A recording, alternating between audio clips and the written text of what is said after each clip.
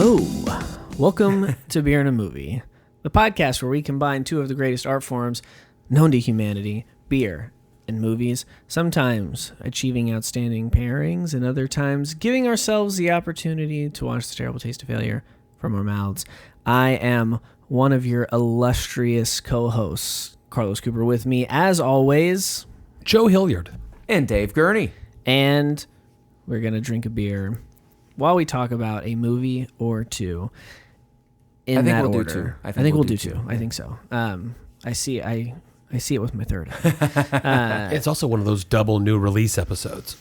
Yes, we have this impending all horror October month that we talked about last week, which if you are a Patreon subscriber, you can help us program one of those episodes. And if you're not, you should be probably at patreon.com/beer and movie podcast.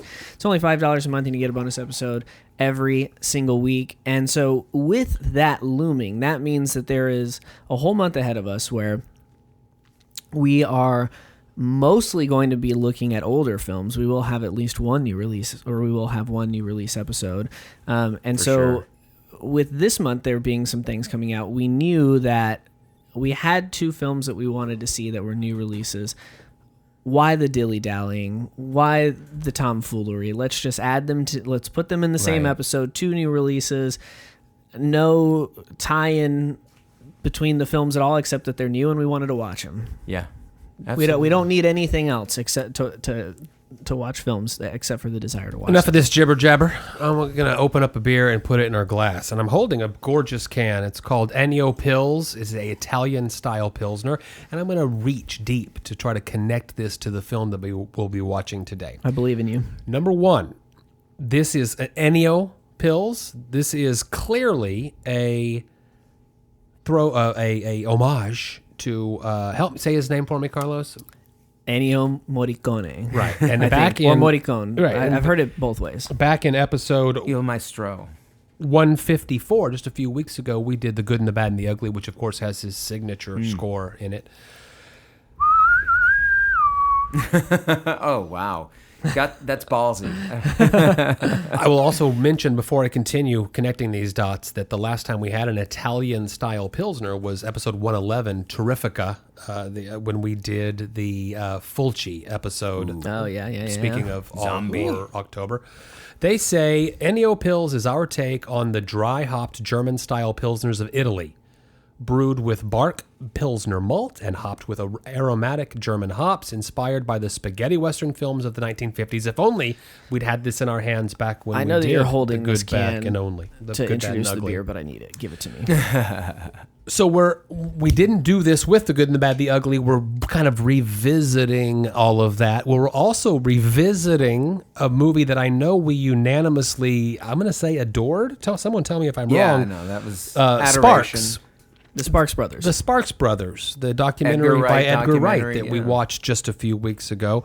So what's the tie-in? Well, the Sparks have created all of the music for a movie that made quite a stir at the Cannes Film Festival just a few months ago that now you can watch on Amazon Prime, called Annette.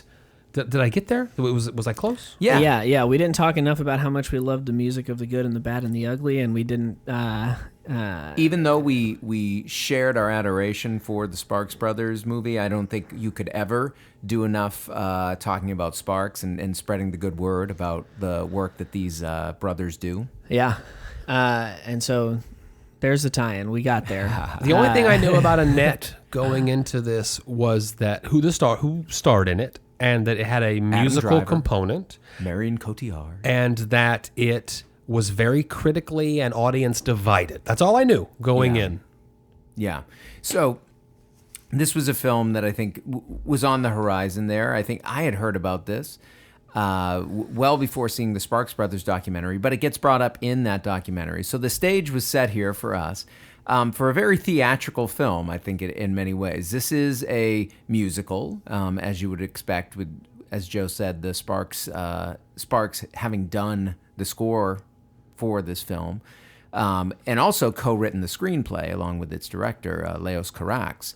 And have the story by credits as well. Right. So the basic idea here is you have a couple. You have a successful stand-up comedian, a brash, sort of conceptual stand-up comedian who falls in love with an opera singer. Their love leads to marriage and children, or a child, and that child sort of drives a wedge between them in a certain sense that was already probably there before the child came, and the opera singer dies, and we end up in a situation where there's some guilt, maybe not. And once we get past that, we get into this career that the child has, singing with the voice of its mother, sort of magically, in this fantastical way. Baby Annette, yes. So I'm explaining it in fairly plain terms because I just kind of want to lay the foundation of what kind of story we're talking about. It's really this character's journey, right? Played by Adam Driver, the comedian Henry McHenry, who is chronicled here as like a tortured artist, essentially, who couples with another artist, maybe not as tortured as him, and sort of where his life goes when he's challenged by her success and his own struggles, and then how that plays out through their daughter's life and all that. So, I don't usually read reviews of the films before we get together after I've seen them, with a few exceptions, and that is when I'm grappling with the material. Mm-hmm. When I'm confused by the material, I'll sometimes seek out some reviewers whose opinion I generally respect, to see if they could maybe lead me in a path, or what did they take away. And I've got to tell you, upon finishing the film, halfway through the film, I was really struggling with this movie. And when I say that it's critically divided, that's another bit of research I did. I couldn't be more correct. A bunch of 5-star reviews, a bunch of 1-star reviews. Yeah. And I was really, really curious to see where you guys landed on it. Well, I know where David landed on it. David loves this movie. David, don't say a word. David, don't say a word, because I thought, Carlos, about playing that game ahead of time. I don't think David liked it quite as much as you did, but I can tell you why I think I know why you think David liked it. And that is because every aspect of this film is an experiment. Every aspect of this film is presenting something that maybe you haven't quite seen like this before. We say that it's a musical. We did the Repo, the Genetic Opera, yeah, we did recently, and I think that we all landed on the positive side of that film. But it's one of those films where now not everything is sung in this film, but there's a lot of singing dialogue that doesn't have to be. But that's the choice that Carax made again and again and again, in my opinion, of doing something I don't have to do to present something that kind of has never been seen before. I see where you're coming from. I mean, I think Carax as a director is always about sort of pushing boundaries and buttons with audiences. Yes, I did love this film. So okay. I guess I'll just show my hand. I thought this film was tremendous. It's everything I wanted it to be and more. Seeing Sparks' creativity on the screen, the Mael brothers' creativity on the screen, I feel like is something that's pretty astounding, and that I know this is Carax's film as well, and I see his fingerprints on it. Without a doubt. But I see it as this true collaboration between these visionary artists. Slightly off-kilter throughout their entire career. Absolutely. Yeah. And they are, like you say, I think there's a lot of experimentation going on. I think, yes, this is a musical, but have you ever seen characters singing while they're going to the restroom? Have you ever seen characters singing while they are having sex, very intimate with one another? No, I haven't. Right.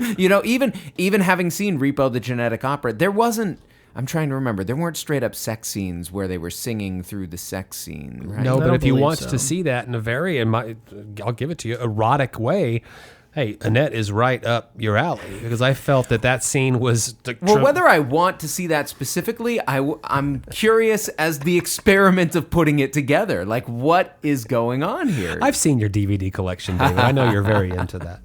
Well, and there's a lot of other things, too. I mean, the choice to... This is going to come up sooner or later. The choice to use a marionette puppet for Baby Annette Love through that. most of the film. Right. Where with no explanation and no... No, who cares? No awareness on the part. Yeah, there's no awareness. It's not acknowledged by the characters. She's presented as a human child, even though she is accepted as a human child. A puppet. And there are definitely moments of like hyper stylization with no recognition from the filmmakers to the audience or of the characters within the situation. The moment that I think of the most with that, other than the very obvious doll baby thing, is what we see on the poster when they're on the boat in the storm. Literally, everything around them is like waves in like a very non-realistic way. It's like, it's almost as if like Aquaman has created some kind of like air bubble around them while all these waves are crashing onto it, but they're still okay from it, kind of, you know. It's a very surreal... Well, it harkens back to like studio-based filmmaking of, you know, classical Hollywood era, where you could play off a storm scene in a boat. A few stagehands off camera throwing water onto the actors. Exactly. But the difference is the wall behind them is a green screen that is water. Yeah.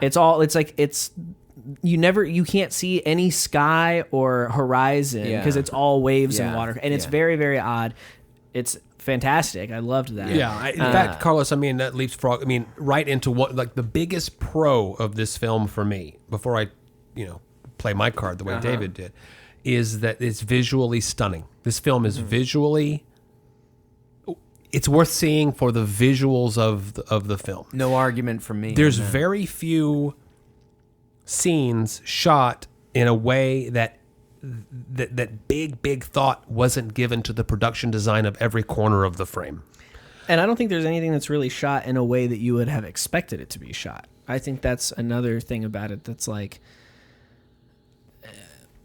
we could have seen another lesser filmmaker like Steven Spielberg, for instance, have played it in a more traditional, like, realistic way. And in this film, every opportunity they got to make something slightly off kilter, they did. Like, Adam Driver does stand up in a fucking bathrobe and his underwear. Like, that's weird. And it isn't stand up. It's like performance art. Yeah, but it's supposed to be stand up. And that's another thing too, is like, we're presented with a stand up comedian and what we are actually given is a performance artist. Yeah. But in the world that Henry McHenry occupies, he is a classic stand-up. Like, they treat him as that, and they react to him as that. Oh, but nothing's happening on screen that makes any sense at all, because the audience is participatory in his act, where they're singing back to him and singing along, and there's a chorus. I love some of those scenes. Like, the way they set them up, it's just very...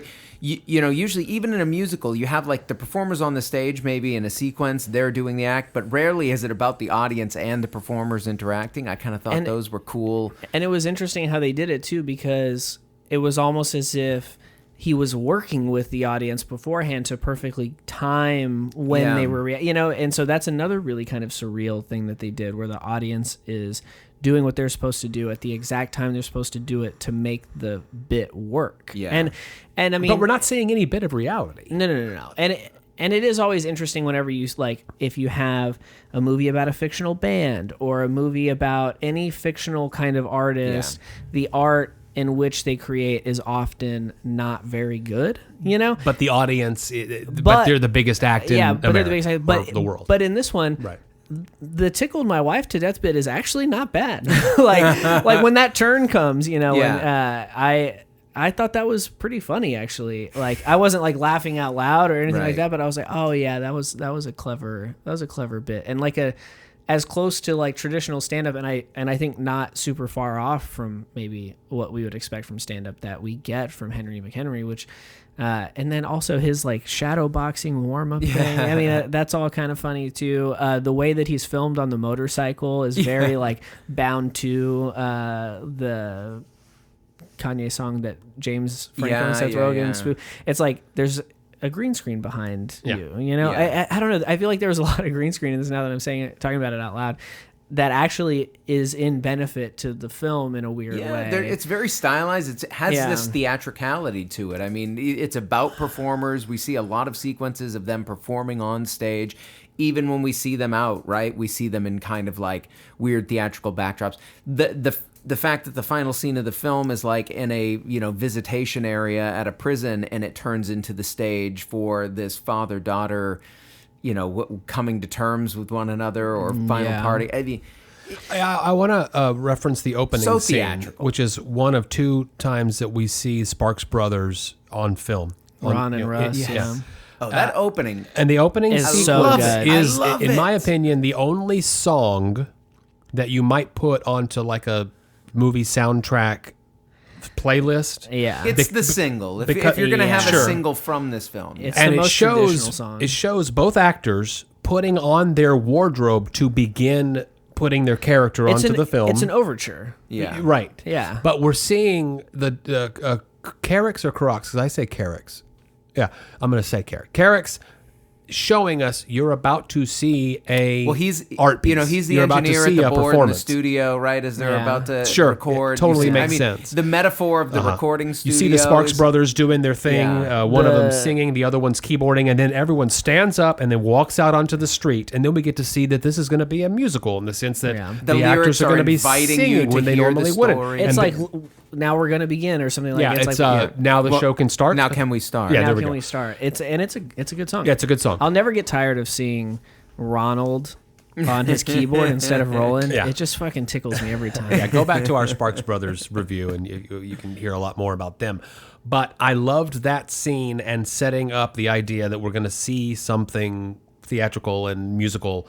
Then there's another scene where we learn that Annette may not even be Adam Driver's child, that she had a short affair right before meeting Henry McHenry, Adam Driver's character. Which means they got engaged and married really fast. Hey, they're celebrities. That happens all the time. I kind of got that sense it's very collapsed in the way we see it in the film, and some of it is encapsulated in these weird little inserts of like Entertainment Tonight, like TMZ, but really poorly, weirdly produced ones, which I kind of love I love way those. that they did that. Like they're just gaudy enough to be believable as tabloid media, but not competent tabloid media. And so after Anne, Henry's wife, drowns, and then he is a single father, widower, then drowns after he's forced her to dance on the drunk, deck of the ship while he's during drunk the storm during that a Carlos terrible talked storm. about. Yeah, right.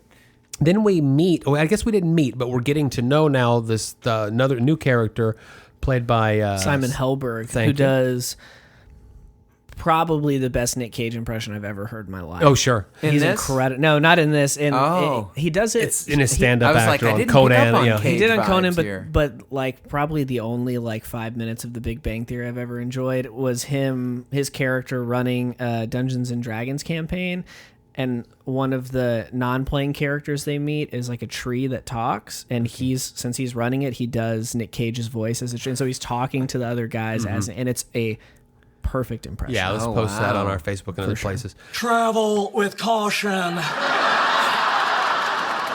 These woods are home to the bones of many a fallen hero. This week, but I loved this shot. It was the camera is spinning around him while he conducts an orchestra. Yeah, and he's talking to the camera.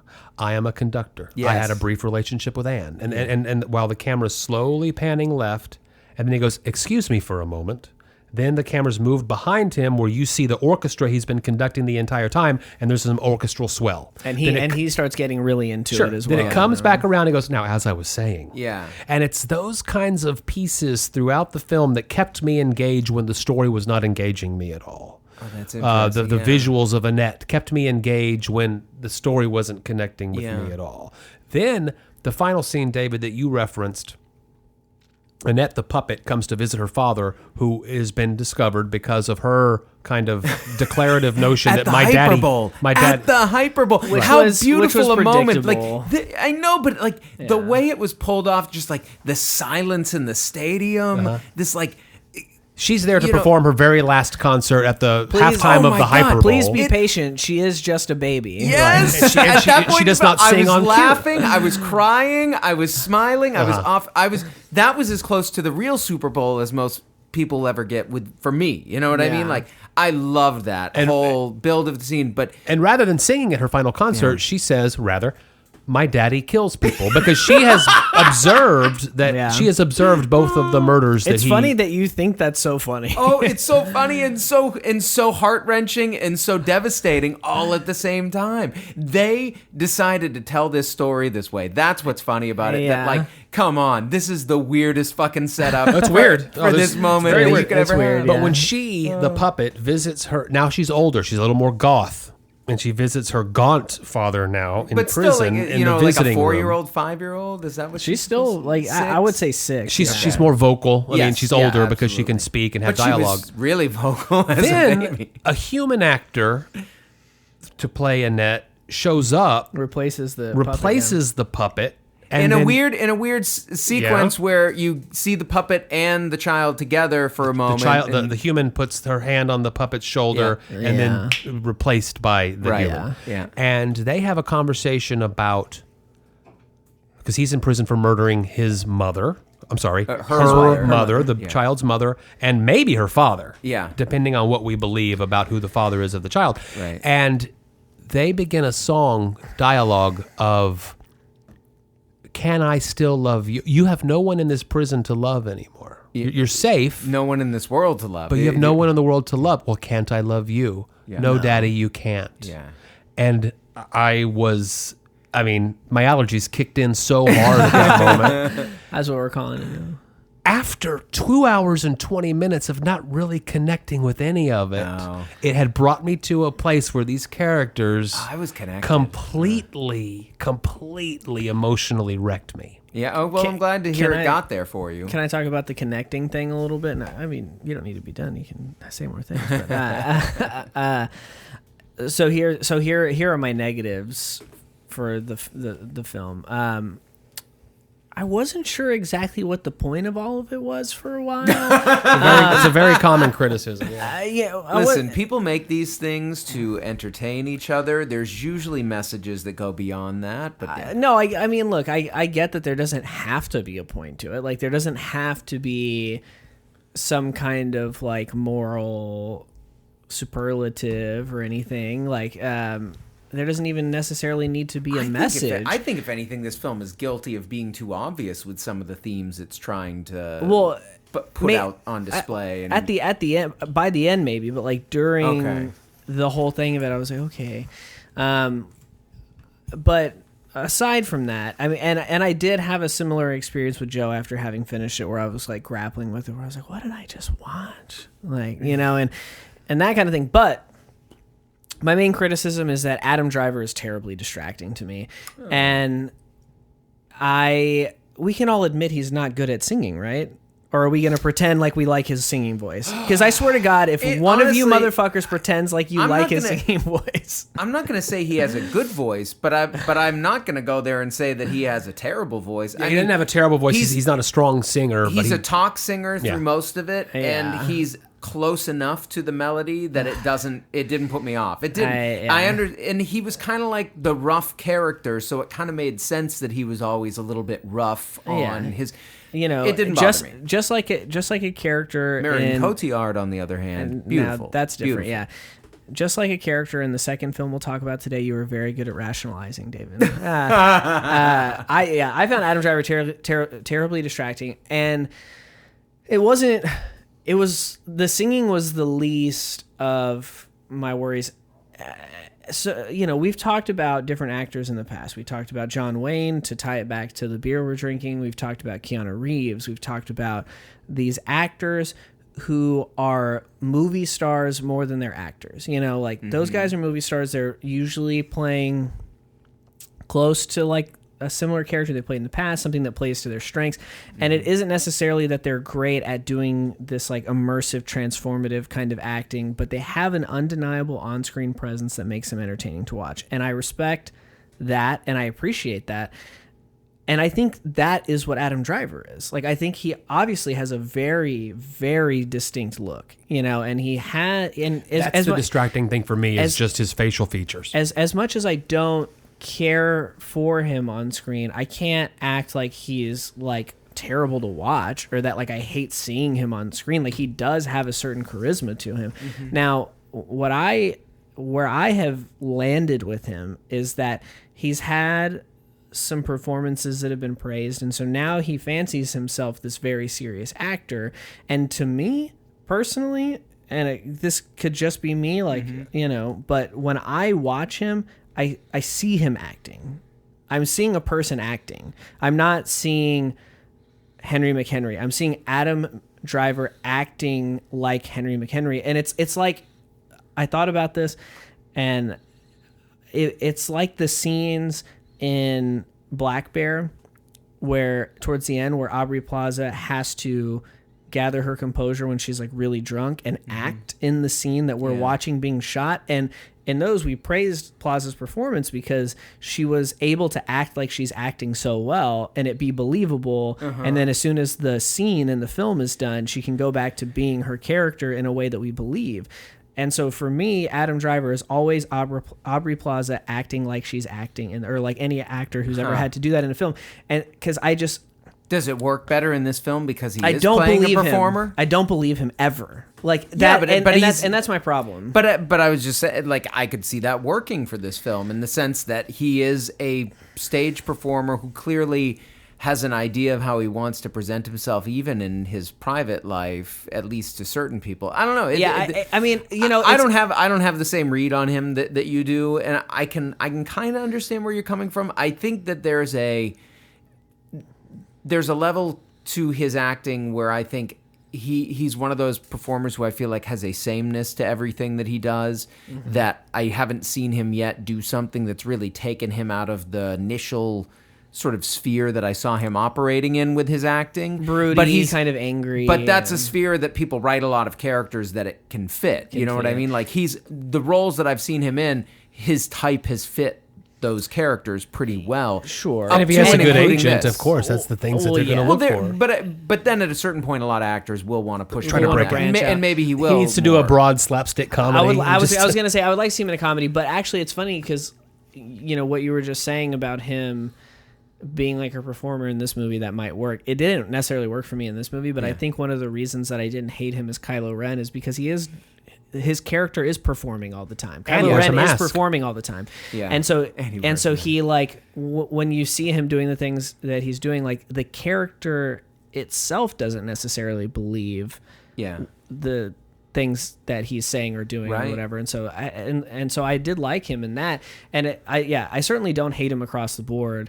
But I certainly don't love him. He's not somebody that, like, seeing Adam Driver on a poster is more likely to kind of get me to shy away from it than to go see it. And so that was really my biggest concern or biggest issue with it. And what I thought was even funnier as I was watching it is that I did levy some criticism on In the Heights for singing just normal ass conversation. Yeah. And in the climactic scene in the prison holding cell visitation place, that does kind of happen. But as I was watching it, I thought to myself, at least, I was like, oh, this is the musical that I like. This is the musical where they're singing, they're delivering broad themes or like general kind of, here's the macro scope of what's going on, and less conversational dialogue in song was my read on it. And so when y'all said that there was a lot of dialogue singing that didn't need to be sung, I was like, I didn't see it that way. Oh, yeah, it was distracting for me every single time. I didn't read it except that way. for that prison sequence that we talked about. And so that's a case where I agree with you that there is dialogue that doesn't necessarily have to be sung that is being sung there, but it is done so very effectively. Right. And spending this much time on Adam Driver makes sense because, he's in every single scene of the film. The film is about him. Yeah, right. It's his character story. And I like David. I don't quite agree with you, although I completely understand your point. And Marriage Story, we've talked about it. Go back and listen to that episode. I thought he was freaking phenomenal in that film. I thought that there is an actor, So, but it looks like and I think I got to give him a lot of props for taking this role and sticking with it. This is not a good character. I mean, and it's a challenging role. Morally good character. This is a terribly conflicted character that I think he gives some human dimension to, that I can still understand to some extent this character, even though he's a pretty dark and despicable character ultimately. Yeah, is not redeemed. No, nor should he be. Yeah. Right, yeah. And that's what, and again, that's where I love what Sparks is doing here and what Caraxa in telling the story of, they're showing like where sort of ambition in general, but certainly in the world of art, where ambition sort of drives one to go or can. These negative versions, which I'm sure they have seen. You know what I mean? Yeah. They've seen manifest in creative, peers of theirs who've had these kind of... Now, it's amazing that it seems like, by all accounts, the Mail brothers, at least, have largely navigated those waters without going in the worst way. But I'm sure they're guilty of doing some... You know what I mean? No, but in their own ways. But, I mean, the Sparks Brothers documentary is largely about how they never achieved... like that big True breakout success, pop success that perhaps maybe they could like have. Henry McHenry. While Well, artists but- continued to listen to their music and be inspired by Artists it. did, but Right. but I think to reach the level that someone like Henry McHenry reaches in this film, and maybe the level that some of Sparks' contemporaries ended up reaching, like for instance, every band referenced in the documentary that kind of took their proto synth pop sound and took it into full blown synth pop. There is a certain level of narcissism that is required to be that successful as an artist, because you have to believe that it's your like God-given right to make something that big or ambitious, or to have that many people pay attention to what you're creating. Like, you can't do that without a certain degree of self-importance. Now, obviously, there's a way to manage that healthily, and some people do, and some people don't. I mean, there have been several albums released recently by people who maybe don't manage that in a healthy way. Let's leave it there. We'll leave it there. But After hours. but so it makes sense that his character is that way, and it's like I do think that there is something to be said for the kind of subtext that's happening with his character there. Now, I don't want the last thing I say about this film to be negative, because I didn't overall feel negatively about this film, despite how distracting I feel Adam Driver is and how much it is difficult for me to watch him on screen. The film is good enough to get me past that, and it is worthwhile enough that I was obvious. Which that's a big hill to climb. If it's a big hill to climb. It is a big hill to climb for me. That's how I feel about The Rock, but the guy sitting next to me. Hey, I'll watch anything he's in. Jungle Cruise 2 coming, baby. It's a franchise now. We're just skipping past the first. Yeah, but Godfather 2, Godfather 1, they're just as incredible. Yeah, they're equally good. Jungle Cruise and The Godfather are essentially the same film. That's Joe's take from what I just heard. Anyway, leave it to he's French, right? The director. Yeah. Leave it to a French filmmaker to finally age appropriately cast a romantic lead couple. I mean, that's one of the biggest things you see in Hollywood a lot of times, is you'll see like an older guy and like a younger 50 one, like even with the fucking Fast franchise, Deckard Shaw and his sister Vanessa Kirby, I mean, they're 25 years apart almost, and when I was watching this, I was like, I think Marion Cotillard is older than him, and she's like 10 years his senior almost. Obviously still, great, and outshines him in terms of her beauty very easily, for sure, but also outshines him in terms of her performance. We have not, because this is Adam Driver's movie. She has an incredible singing voice. She's in the film for like 6 minutes. If you put all of her stuff, No, go back. Time it if you need to. I was thinking. I'm probably not going to go back, Dave. I felt. she's very good. I'll watch in this one though. again. I'm on the fence about whether I'll see it again. I probably will. I love jelly beans. Starburst is a fantastic brand of jelly beans. I hate licorice jelly beans. Licorice is ass. Will not eat them. I feel like this You is like a licorice? Black licorice? You I like that? licorice. Really? Yeah. I feel like Licorice's Ass should be the title of the podcast this week. But I feel like this is a bag of licorice jelly beans with 50% fruit jelly beans. And if I dig through the licorice, I can find some beautiful, delicious jelly beans. A butter popcorn jelly bean, maybe? No, now you're talking Jelly Belly, and Jelly Belly is overrated just because they do fun flavors. But staying with the film fun here, flavors are fun flavors. there is a lot in this film. You should see this film.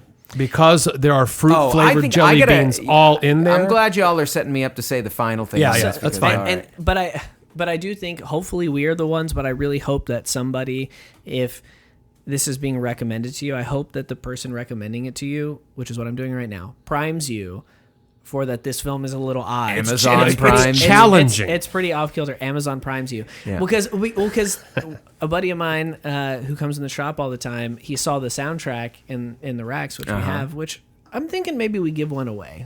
I'm thinking we do that. That is a great record, by the way. I threw that on after watching the film the next day. I'm thinking. You're talking about all of that lyrical dialogue? Well, hold on. Let me finish what I was saying. So Lord. this guy sees it and he was like, "Oh man, have you watched this movie yet?" And I was like, "No, I'm really excited to though. Like, I'm definitely going to in the next like couple of days." And he was like, It was interesting, and I was like, did you watch it all? And I'm like, no, we watched like 15 or 20 minutes of it. Him and his wife did, and he was like, yeah, it was kind of weird, and I'm sure, especially based off the conversation that I had with him, where he almost explicitly said like, oh yeah, we just saw it on Prime and thought like, oh, let's check it out, and so them having no idea what's happening going in, were caught quite off guard and stopped, and so. Watch this movie for sure, and David will kind of take us home in this. But just know that it's a little strange. It's a lot strange. It's surreal, but not in a Lynchian way. So don't think it's going to be like that, like it's fucking intense or whatever. But it is. But it is. Well, it's intense in its own way. Yeah, it's a more theatrical kind of strange that we're seeing here. It's putting those odd elements right out there for you, and it's embracing them. Like I say, I almost take it in as a certain knowing jokiness, almost like a campiness that it's building in about itself, like the way that it's pointing out, like, please be patient. She's just a baby. And I mean, if you saw the Sparks Brothers documentary, you know that they have that sense of humor about them. Yes. So I will say, David, please take us home. But I will say that end scene is a fucking payoff. Yeah. If you have had to struggle for the 2 hours and 15 minutes leading up to it. And I don't think, and what I'll say is I don't think it needs to be a struggle if you go in with the right attitude. Oh, I just didn't go in with the right attitude. Fine. I'm telling you, I watched this film with a great degree of seriousness, but also with a sense that I knew there was going to be there were going to be many humorous dimensions. So I went in, I think, open. I think if you watch this film and you can enjoy the music and you can go with it where it wants to go, I think you're really going to enjoy yourself ultimately. The problem is that it's hard not to get hung up on the typical expectations that we have for storytelling, for character development. For musicals. I mean, and I think if you can revel in some of that, like I said, I think look at where are they staging some of this choreography? Where are they deciding to sing some of these lines? I mean, literally, Marion Cotillard sitting on a toilet, smoking a cigarette, presumably urinating while she's singing there to me, is something I never thought I was going to see. And if you can revel in little moments like that and get some kind of spark of joy. Man, David is punny today. But seriously, I found this such a pleasure to watch. I will put this on again. It's something that I could put on while I was cooking and kind of if the kids weren't home necessarily, and be like kind of half watching, enjoying the music, seeing some of the imagery. I mean, I think it was such a nicely shot film, so theatrical, so true. Staged, and the set design, the costume design, everything was really there. It's just fun to see people come up with a concept and get the money and go with it and do it as well as they have here. I'm so glad that Ron and Russell Mael got to do this after many, many attempts in the past to get something off the ground. I'm glad they did it with Leos Carax and that he's as crazy as he is and that it all came together this way. You'd have to be kind of crazy to go there with the Mael brothers. So this is a total gem. For me, I mean, we haven't been talking a whole lot about like the end of the year list, but I'm gonna be real surprised if this isn't like right at the top of my year-end list. I don't know if it makes my top 10, but I could see it in honorable mention status, just if for no reason other than its ambition alone. That opening scene almost deserves. I mean, I think the opening scene actually kind of set me up with some unrealistic expectations because I was like, oh yeah, this is sick. Like I liked the song. Yeah. I liked seeing the brothers in there, and I liked. Yeah, the Sparks Brothers walking down the street with fucking Adam Driver. And with the whole cast. They do show up later too as pilots, which was funny. Yeah, but that made me laugh. But most of the music didn't resemble that song at all. Right. No. And I was kind of excited. It gets more operatic. It gets more, but it is, and I will say that the soundtrack album, they did a nice job kind of editing it. It's selections. It's not the entire thing. Well, yeah, it's only one LP, right? So it would have to be selected. I mean, it's a fucking but it's nicely 2.5 selected. hour movie. It works together as an album. How do they win a copy of the Annette soundtrack? I don't know. Follow us on Instagram. You'll have to find out there because I just he's going to concoct this. I made that decision. It'll probably be like, here, like this post and tag a friend that you think should see Annette on @BeerAndAMovie on Instagram, and you should be able to. We'll figure out how to do that. Does the time of day that you drink a beer help you or hinder you from enjoying it? I prefer. I think I enjoy beer the most at like 9:30 a.m.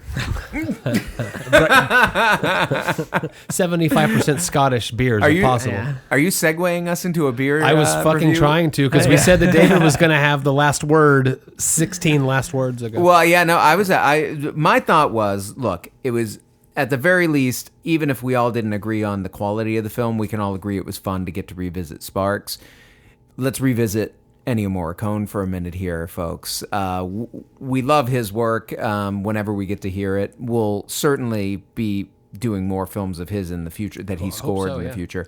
But right now, we got to kind of touch back on him just by having this beer that was done in tribute to him and the spaghetti westerns that he helped create the sonic landscape. Yeah, the Italian Pilsner. I mean, I'm going to boil it down, distill it down to one sentence. It's a Pilsner where they add hops on purpose, dry hop at the end. It's a more aggressive hopping. Right. Absolutely. I loved this, and I think that while we usually have the blinds open in Carlos's recording studio and we can't see out the window because it's dark outside, having the bright light of day come into the studio while we drink this beer is magnifying my enjoyment of it. The crispy, the hops balanced with the Pilsner style.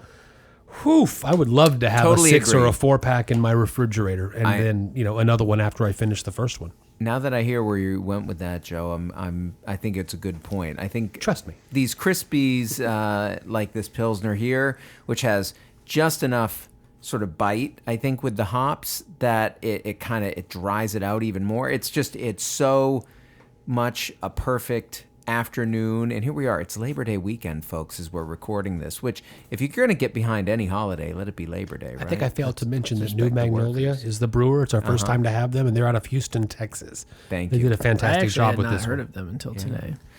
Well, I hope I hear more because I do think this is a very high quality take on the Italian Pilsner that they're doing here. Love it. I find Clint Eastwood on the can to be distracting. I feel like I can see him acting on the can. It's more a silhouette. I mean, there's a little... No, I'm just I kidding. think they blurred him out just enough to not be sued by anybody. Total tangent, and this will go on in After Hours, but I did watch Every Which Way But Loose last night. Strangely enough, yeah. That's a very interesting decision. Man, that I don't know what to do with that information. This beer is really good.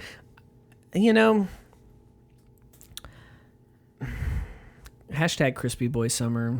It's going to still be summer here for another couple months. That's right. At least until November. At least. And this is really good. I mean, I think it was on After Hours that we had that Hardwood Classic from Weathered Souls, which... Yep. They don't call an Italian style Pilsner, but it says pretty lightly snappy, hopped on it. And I like this style. Yeah. I think it's very good, and I think it gives you the exact right amount of balance of like just a light kind of mass-produced beer that you can session and a bit more full-flavored kind of... Well, you don't have the adjunct heavy base, which, I get it. I like some of the premium Mexican lagers. In fact, we're maybe going to have one soon here on the show.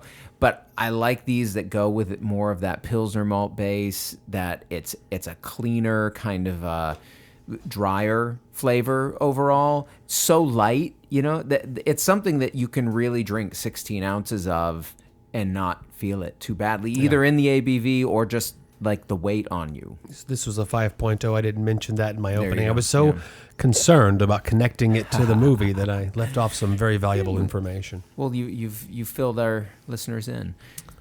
New Magnolia, get yourself some. Yeah, if you can find it.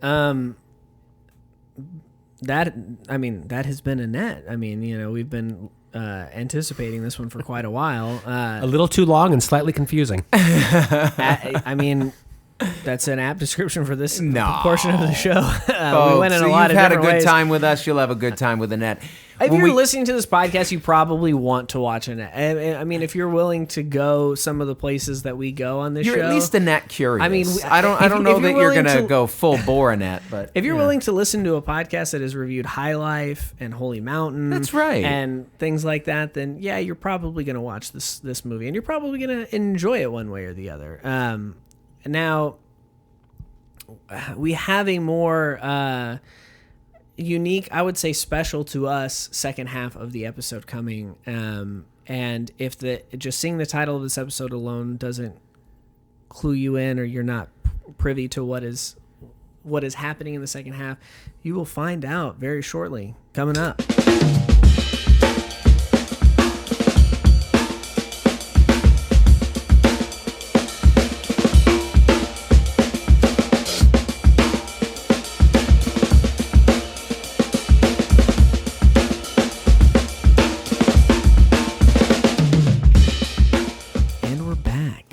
Nobody tried to. I know. I thought Joe was going to grab that I thought so too. I was letting him have. I think he knew I was letting him have it. So yeah, I don't want you to just give it to me. He doesn't like the mercy toss. You know that after I don't either. The All Horror October is weeks away, and back in episode 61, we did a John Carpenter marathon episode where we discussed 6 or 7 of his films.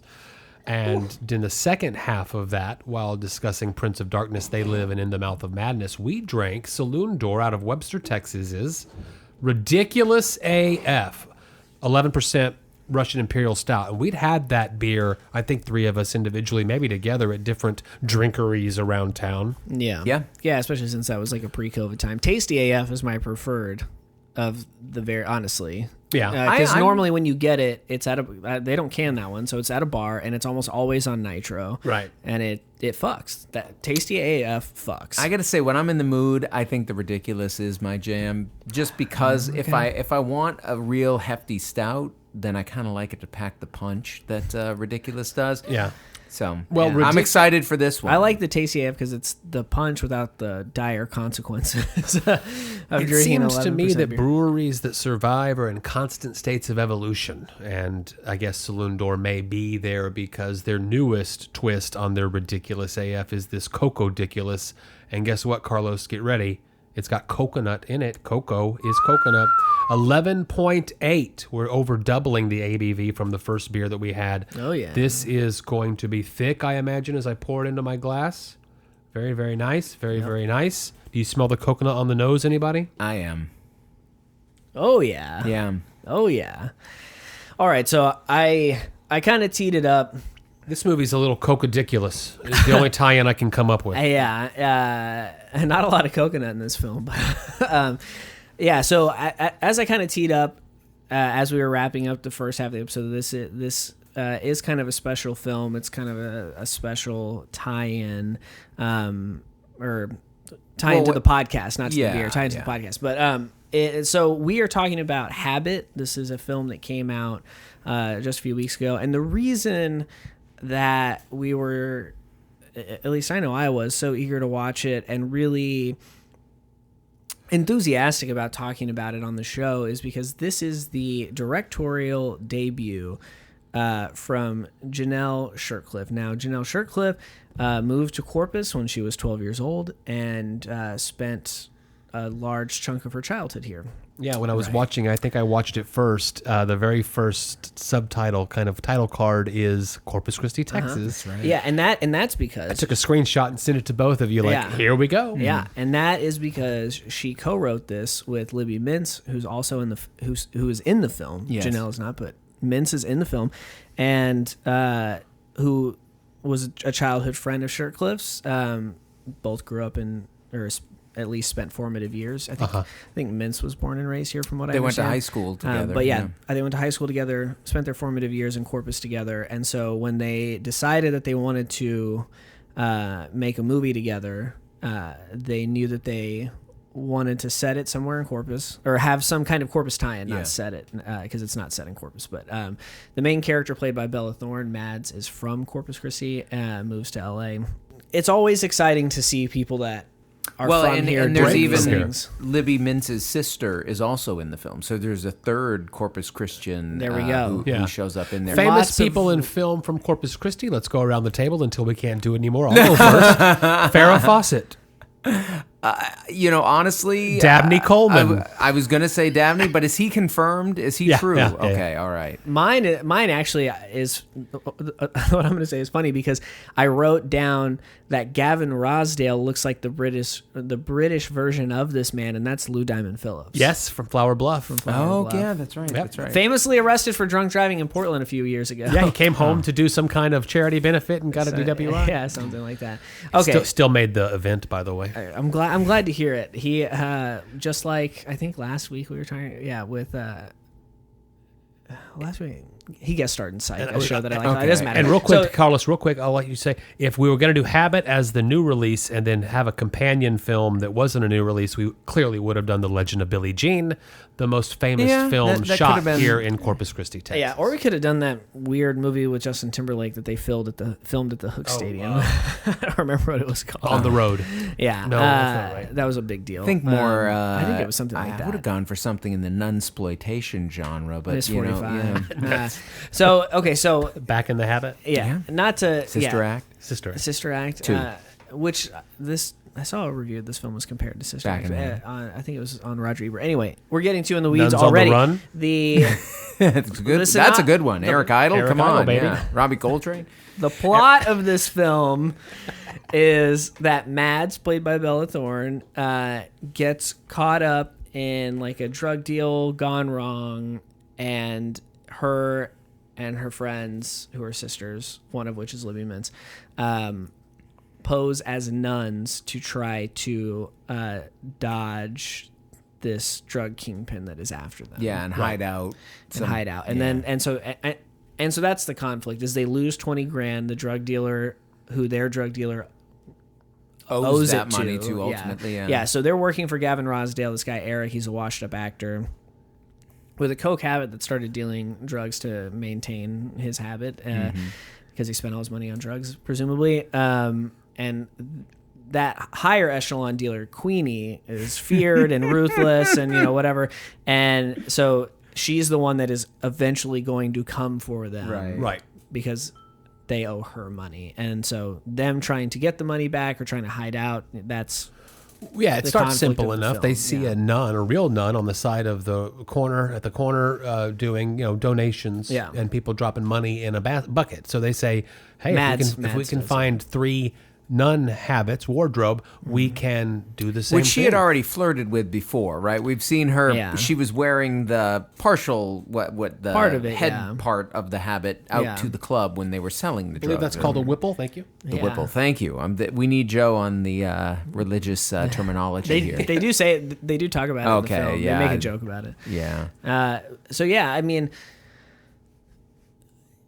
that's the basic premise of the film, and then a lot of drug-fueled, crime-fueled kind of action that you've seen in other films, but the henchmen getting them being pursued and them trying to evade ruthless killers that are after them, but certainly with a comic kind of flavor to the entire thing. Yeah, I mean, and an important part of this film that should be mentioned is that consistently through the entire thing, we get Bella Thorne's character Mads, her inner monologue coming through. So we kind of have a narrator to a certain extent,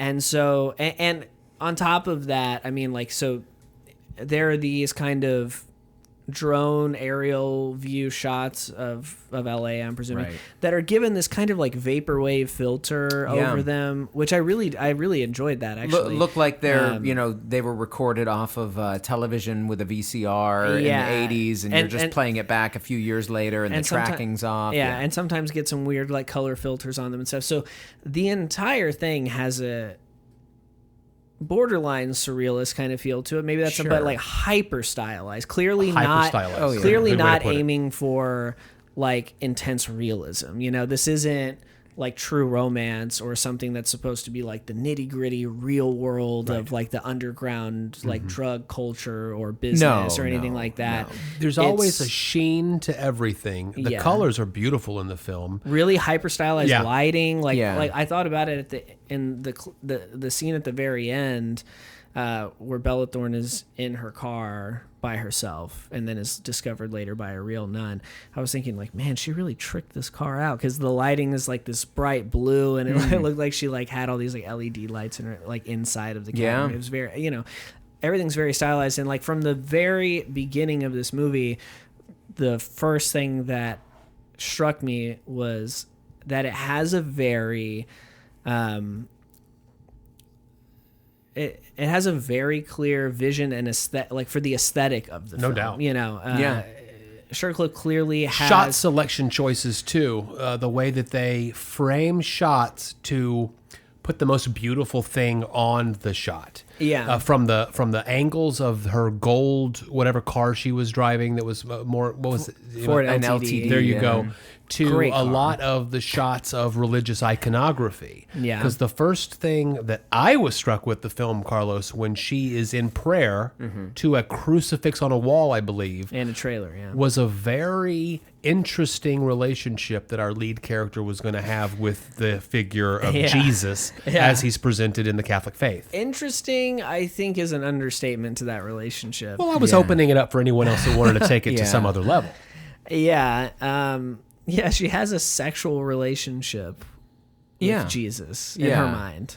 Yeah, I mean, which becomes more and more apparent as the film goes on. Yeah. I mean, it's developed in various ways, and and probably comes to its apex when we get the strange, like, surreal dream sequence / religious experience that she has with Paris Jackson embodying the spirit of Jesus Christ or whatever. Which I kind of applaud it for going so full on into this different conception of one's relationship. If I take any issue with it, it's that it's not set up enough for me to have fully gone along with it as much as I would like to have. Like, I kind of like the idea that this film seems to be wanting to take this kind of weird mix of religious devotion that maybe one picks up as a child, but certainly not from her parents, because the opening of the film is all about how her mother was not that way, and and didn't, and sort of ostracized her for being religious. Like openly so ridiculed her way her. I kind of love the idea that I feel like there's the seed of this idea that, well, her religious experience was tied up in youthful rebellion and kind of got twisted into these other forms of youthful rebellion that are more traditional, like what she's experiencing with these roommates of hers, and the way that they get into drugs, and the way that they get selling drugs in particular, the trouble that they get into, and how it's all kind of intertwined, and it's all part of her relationship with Jesus. It's really a complicated kind of character that you're trying to build there, that I'm really impressed by them trying to build that character, but it's a hard character to build, and so there were parts of it that didn't feel like it all gelled in the way that I wanted it to. Now, I give a lot of credit here, and I don't know much about Bella Thorne beyond this. I feel like this will be controversial. I think she's pretty good in this. I was totally... We talked about her when we did All Horror October last year. The babysitter. She, of course, was in The Babysitter 1 yes, and 2. she's the cheerleader. Yeah. Yes. Yeah. But she's not a huge part. But good. She's yes. very good in it, but not she the gets lead dispatched. character. I think she was quickly. a Disney star coming up. The stuff with Bella Thorne is kind of complicated, and I don't think it's really worth getting into in terms of the review of this film. But I think, David, that you're right, that it is such a complicated character that they are constructing. And if I have any like really, serious gripes with this film, I think it's with character. characters, and I realized it probably about 45, 50 minutes into the film, as things were really ramping up with the Queenie character, that I just didn't feel that I had quite enough understanding of who these three women were to be like really invested in what's happening, you know, in an emotional way. You know, we get a little bit of it with Mads, where we get these like flashbacks and things like that about, you know, her mother being abusive and then like seemingly overdosing on heroin, from what I gathered, at least in terms of that, and so then her complicated relationship with like drugs and addiction as it like stems as a result from that. But there's just a certain lack of like clear motivation for the characters, less so with Mads than the two sisters. But I just think if this movie were maybe like 15 or 20 minutes longer, and there was some way to kind of weave in where these women come from, how did they end up in this kind of seedy underground drug culture life. You know, a little more build up there, because it's a pretty abrupt.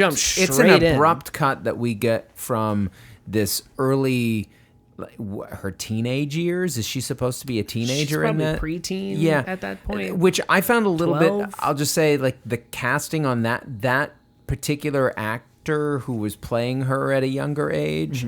Didn't look a whole lot like her, and looked kind of older than what I would thought a tween. Like, I was confused, honestly. I thought it was a different character that we were going to return back to. I thought the cut from Corpus Christi to her in the car, even with the voiceover narration, the first time I watched it, I thought, oh, these are different people.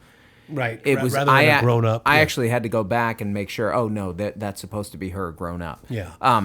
Did your daughters want to watch it with Bella Thorne in the film? I hope that they... See, we missed the Bella Thorne era on Disney Channel, so I don't have any built-in audience there from them. But they did watch with me, and I'll tell you what they said. They said, I'm just kidding. I've never watched it. I feel like, Carlos, I mean, to your point, which I agree with, I feel like that element of the film is underbaked, and I feel like a lot of the film is underbaked. And you can see that it's unless Gavin Rossdale took some kind of big salary, it's a very low-budget film by a first-time filmmaker. And while we root for and hope for the best for our hometown girl, I'll call her my home girl, if you will. Sure. What was delivered here ultimately is a little unsatisfying across every element of kind of filmmaking outside of the visual beauty I'll say, of the film. You know, I was thinking about this a little bit, because I think I'm a little bit more positive overall on this film, and in part because of the visuals that you were talking about earlier, and that relationship with Christ and religion, which any film that wants to play with those things, I'm probably going to want to see if it's done well. And I think that there were some, like I said, I think that this was a concept that was worth exploring, and if the only problem that I have is that it didn't quite get far enough in like working through those threads, tying them together in the way that was going to make it a fully kind of realized experience. But imagine putting this on. We've used this category before many times. The party film. Fantastic. Could you not put this on in the background? I would. Of course you could. Arresting because images, of the visual component of it. People's eyes are going to be drawn to the screen, which is exactly what you're hoping for. And on some level, you know, if you can disconnect yourself from the need for that kind of narrative development, and you know, we talked about this with Annette. Here's a connection, right? That if you can sort of pull yourself back from needing it to progress in the way that you feel like film should, just based on your past experience with film storytelling. Crime, drugs. I think there's something that there's some commentary in there. I think that's maybe part of what we haven't addressed here. I think that there's an interest on the part, I have to attribute it to Shirtcliffe, I guess, here, and I guess Mintz as her co-screenwriter, in really like sort of playing into some of the tropes of action film and sort of crime film of the past 3 or 4 decades at least, but also kind of critiquing parts of it and definitely putting some things into different contexts than we would normally think of them. I think some of that commentary maybe clashes with what we were feeling as the need to develop certain kind of characters, and that, I guess, ultimately, if I have a overarching criticism. It's, I want this film to decide whether or not it wants me to invest in the characters or invest in the kind of meta commentary that it might have about action films and tropes within them. And so I think if it could work those things out, it would have been a masterpiece. I think as it is, it's really kind of provocative in its own ways, and certainly purposefully worth a look. Yeah. It's kind of one of those things like, I know it's a touchy topic, and I'm not trying to provoke anybody, but like with Cabin in the Woods, like the characters in that movie are so specifically constructed as critiques of the archetypal 5 characters that go into the cabin in the woods that get dispatched until you have the final girl, the virgin, at the end. Yeah. And it's very clear what it's critiquing. It's very clear how it's critiquing it. And, although it's not super digestible, because I've talked to many people that are like, oh, that character was not believable, and it's like, yeah, no shit, that's the whole point. So like clearly not everybody got what Cabin in the Woods was doing, but it was as clear as it could have been. Yeah. And in this case, if it was going that direction, or at least Bella Thorne's character in The Babysitter too, she's also a cartoon and also a caricature of an archetype and stuff like that. Right. And so if that was the intention, it could have been a little more explicit, which I also am like hesitant to even levy that criticism against it, because usually when things are too laid out for you, we're like, it was a little too, and so the fact that this is kind of doing things in a more complicated way, I mean, I think the fact that we're even having this discussion is a merit to like, that you should watch this movie to kind of see where you're falling in what it's doing. But I think at the very least, it's like a fun romp. I mean, I was just reading an article that our local newspaper did about Shirtcliffe and this film, and she said that, she's quoted in that article as saying like, maybe don't take it so seriously, and just have fun with it. And like, I think you cannot take it seriously, and I should have just pulled the article up so I could have quoted it correctly. But it was something to that effect of like, and you can still get the message of what is going on here and stuff like that. And so I think that it is fun. And even as I was watching it, it was just me and Kylie, my wife, or whatever. And were you about to say it was just me and my woman? No, I was gonna say me and my wife, but then I was like, no, I should say her name. She has a name, What did she think? Kylie and I were watching it. Well, and we didn't talk a whole lot about it afterwards because we're in a weekend of cleaning and doing things around the house and stuff, since we have a little extra time. We talked about it a little bit, but I talked on Patreon a couple of weeks ago about watching that movie House. Yeah. The Japanese horror movie. Yeah. And where stuff is happening, and me and my friends I watched it with a couple of friends, and we're looking at each other like, what the fuck? And just kind of like, holy shit, that just happened. And I think that this is again, just to reiterate the party film thing, I think really great for that, because, especially when Bella Thorne's got her fucking head out the window screaming like, I love you, JC, you're my man. Just like there's some really kind of funny moments and really strange moments, strange and kind of funny, and I think that's meant. I hope that. The Queenie character we haven't really. The Queenie character is so strange and like kind of menacing, but really not menacing. And my critique with her was that we never saw what made her earn the reputation of being so feared. As close as we get is like the Gavin Rossdale torture scene, but it's more of her cowboy and partner the torture scene doing the torture scene of one of the 3 girls when she's laid out on that table. But that's very quick, and she takes the upper hand very quickly. I think that the largest threat is that she has a henchman with her, who's a bit comical, who I love, will kill you, and he's will kill you. I think guitarist in the Killers or something. He's really? He's a musician. Habits. I know there were several musicians. Habits available on all the streaming services. It's a $5 watch. I'm sure it'll end up on like a Prime. Or and Netflix, if you wanna like support our homegirl, then maybe give it a watch. And honestly, I think there's enough in there that it's really exciting to see a new filmmaker get this kind of. I hope that she's able to make some more stuff here in the future. Certainly, and she expressed interest of filming something in Corpus, which would be great. I know a lot of people that are willing to sign up to be on that crew. And sure, yeah, and exciting to watch because a clear, like, she has a very clear talent for the visual aspect of filmmaking. Well, she wants to go outside the lines. Yeah, she definitely is not interested in traditional pathways and storytelling, which I like. The only thing that I wish I had gotten out of this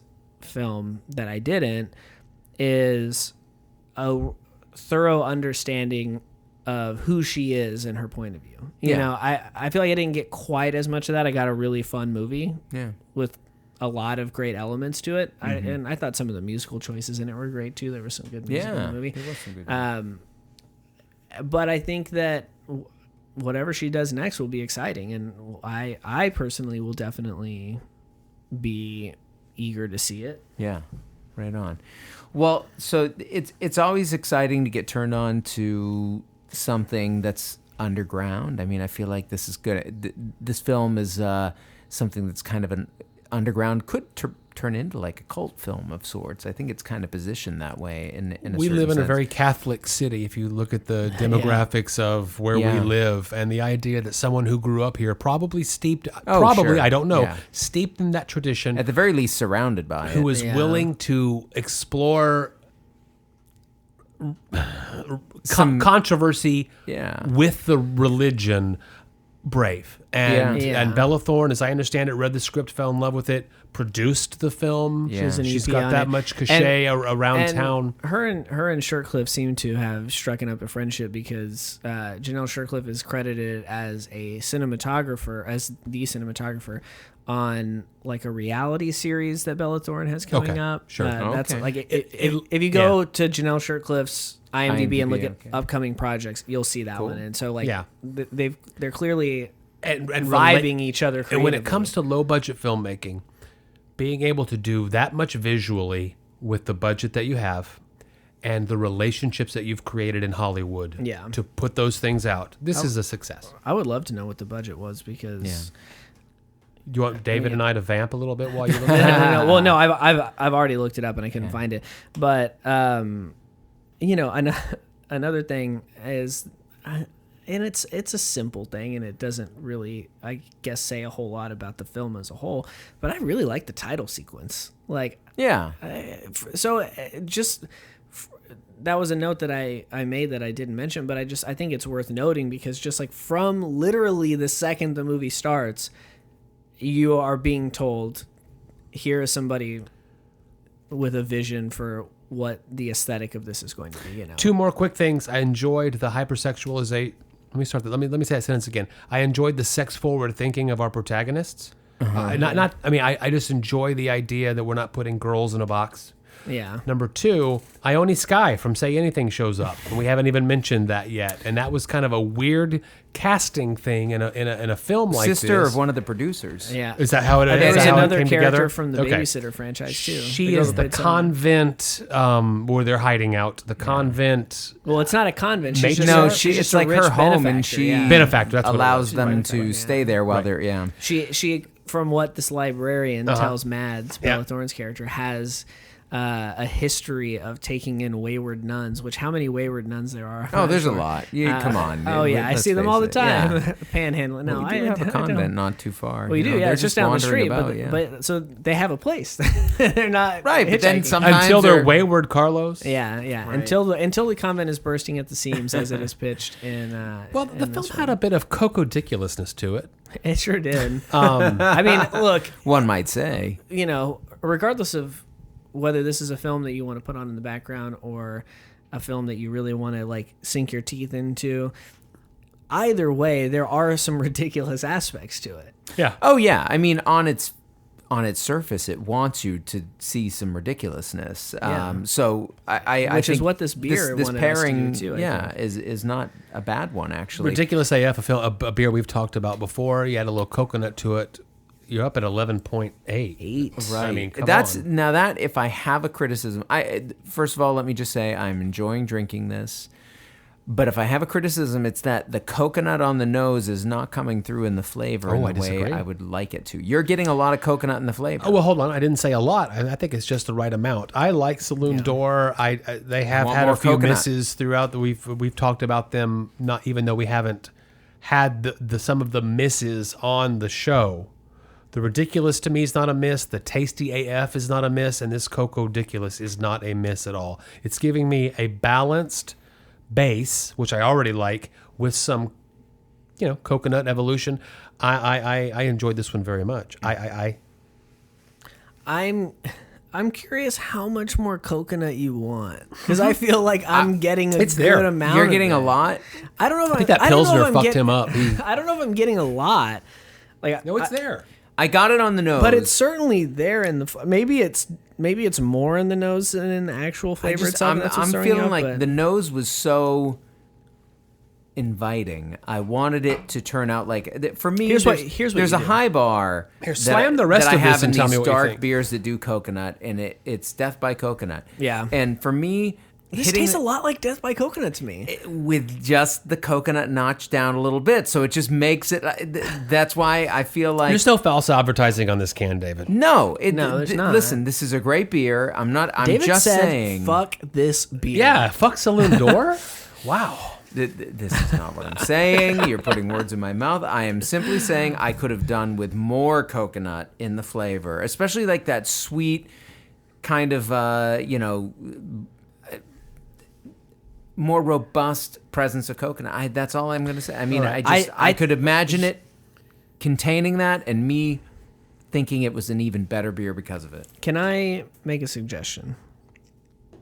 Please. I want you to pour some of this beer in your glass, and I want you to bring the glass close to your face. Okay. Not quite to where you're drinking it, but close to your face. Exhale. Yeah. And then as you take a sip, inhale as I'm... Inhale and let those two senses work together. I was doing that. Let the nose recognize and the tongue work that together. Smell and taste work together. You'll get it all. And I still think it could go further. No. Saloon Door, it's did a it. minor criticism. No, you did it, Saloon Door. Don't listen to him.